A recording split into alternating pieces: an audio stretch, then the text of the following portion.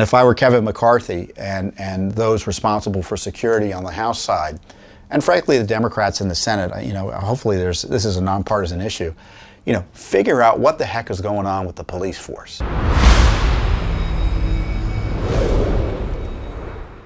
There's some big news that's frankly 2 or 3 months too late.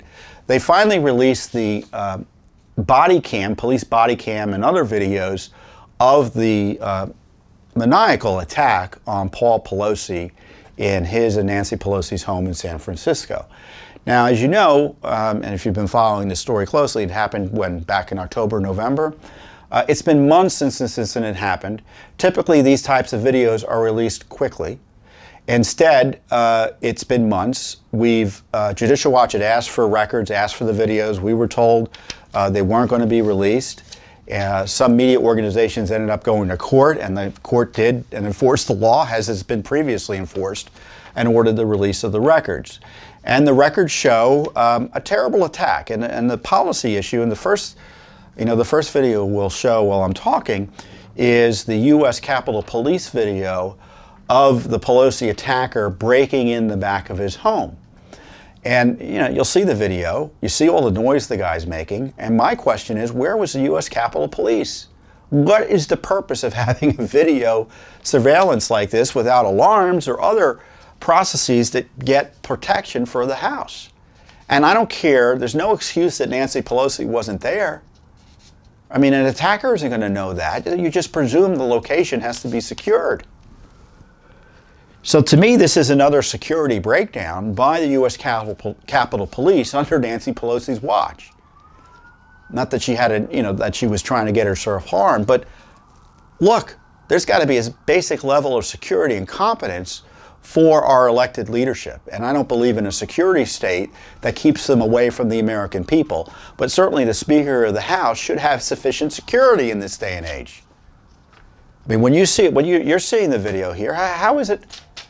That happened, and 30 minutes later, still, nothing had been done until Paul Pelosi tried to call 911 and basically, while his life was at risk, try to speak in code to convince the 911 operator he needed help. I'm not going to play that for you. And then the attack happened. And here's the body cam footage. I'm gonna play it for you in its entirety. Before I play it for you, I should warn you, you may not want to watch it. There's a few curse words, which isn't going to necessarily be the end of the world for you, but it's extremely disturbing because it depicts the attack, not graphically, but you see enough of it to be, that you may find it very disturbing. So you may want to just fast forward for 1 minute and 50 seconds or so. But here's the video of the attack that was released in part due to public pressure by Judicial Watch and media organizations.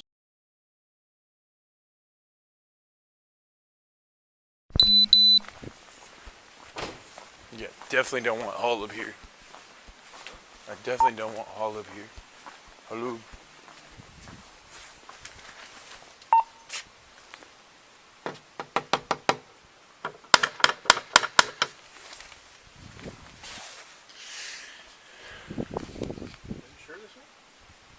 Yeah. Fucking said 2620, right?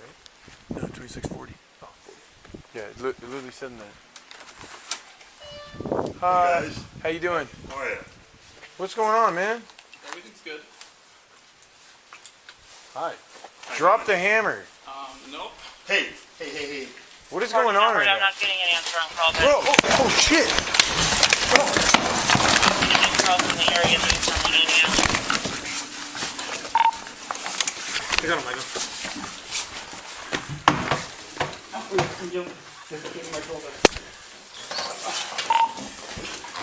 Edward 14, Edward, send back up, code 3. Code 3 back up at 26. Give me your fucking hand! Units code 3. Give me your fucking hand! 40 Broadway for 14 hours.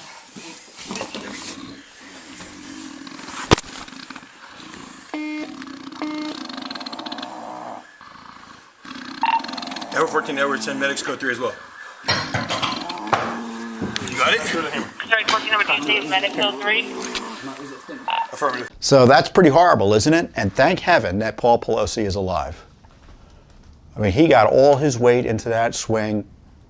Would you want to? I wouldn't want to be hit by a hammer on the wrong end of that blow. And the fact that an elderly man like Pelosi was able to survive is a miracle. Is in my view a miracle. So thank God he's alive.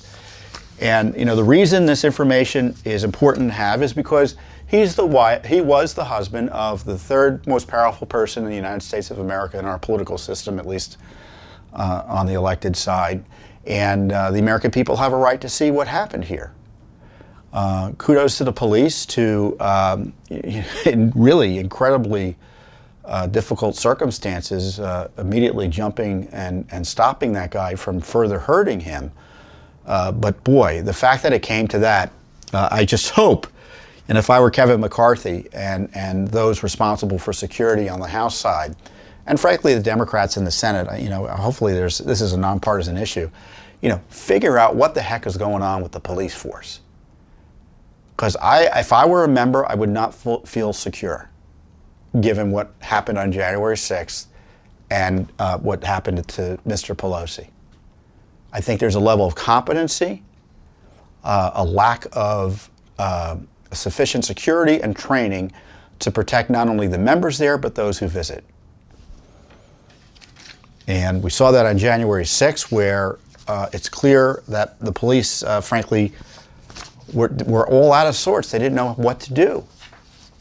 And a lot of that is training and poor leadership. If things been fixed, what do you think? I doubt it. So we'll continue, you know, and one thing about the Capitol Hill Police, I will remind you, it is the only police force in America that has no transparency requirements under law.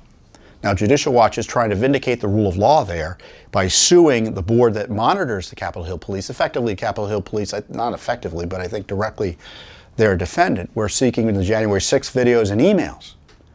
Now, that lawsuit initially was against the Pelosi, you know, it's the Pelosi Congress. Now it's the McCarthy Congress. Is he going to release all these emails? Is he going to continue to fight Judicial Watch in court? I hope not. It's now 3 weeks. We still don't have the videos. They say they want to release them. They're still not released. There are only 270 emails. What's the big deal about releasing them? See, to me, there's a level of urgency here. You know, we've been lectured on January 6th. Those of us who are concerned about election integrity have been called terrorists, maligned and smeared and defamed. And yet there's key information about the security of the Capitol, how that day unfolded, who knew what and when, who's responsible for failures of security. And it's this, oh, we can't get it approach. We're in court right now seeking to vindicate the rule of law, the common law right that all Americans have, that a law, you know, a concept that predates our Constitution. The right of public access to government information. And there's no doubt applies to Congress in these circumstances. But the Pelosi Congress has told us that they have sovereign immunity. What does sovereign immunity mean? It means that no one can sue them. They haven't granted anyone the right to sue them. They're unsuable unless they allow it to happen.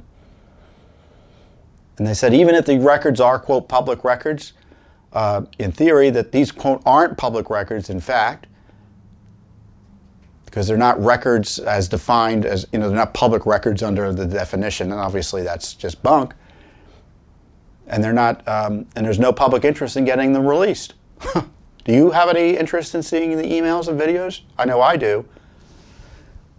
So when is Mr. McCarthy and his colleagues going to release the information? That's what I want to know. Thanks for watching. Don't forget to hit that subscribe button and like our video down below.